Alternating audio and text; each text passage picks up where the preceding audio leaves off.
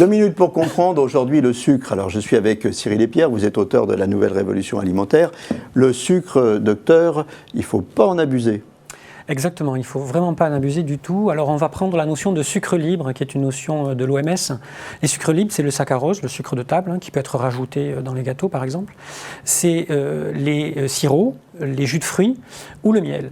Et on va considérer ceci. L'OMS estime qu'il ne faut pas dépasser 50 grammes de sucre libre quotidiennement pour pouvoir diminuer le risque de surpoids, d'obésité ou de carie dentaire par exemple. Et on sait Ça fait quoi 50 grammes à peu près visuellement?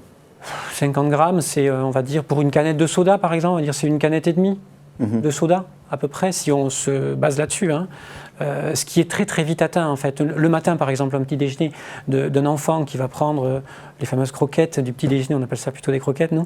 Mais en fait, l'enfant est déjà à 25-30 grammes de sucre libre à l'intérieur. Et si on rajoute du miel par-dedans ou par-dessus, on atteint très, très, très, très vite les 50 grammes. Surconsommation de sucre, comment on fait pour y échapper? Alors, le sucre, on sait que c'est considéré comme une drogue à laquelle on a du mal à se limiter parce qu'on en redemande, le cerveau en redemande. Il faut essayer de construire sa journée différemment et dans un premier temps, essayer de limiter la consommation de sucre le matin et le midi.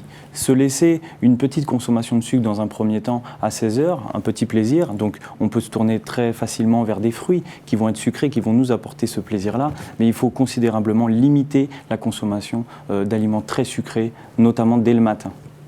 Et il faut faire attention tout au long de la journée après, parce que le sucre il est partout, c'est le piège. Exactement, il faut faire attention tout au long de la journée. Les petites pauses café par exemple, sans gâteau, on va plutôt se tourner vers des noix, des noisettes, des amandes pour compenser justement cette envie de sucre. On va essayer de ne plus sucrer nos boissons chaudes. On va essayer de s'arrêter les sodas.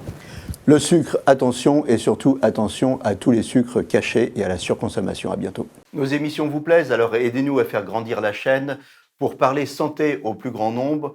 Partagez, likez, abonnez-vous.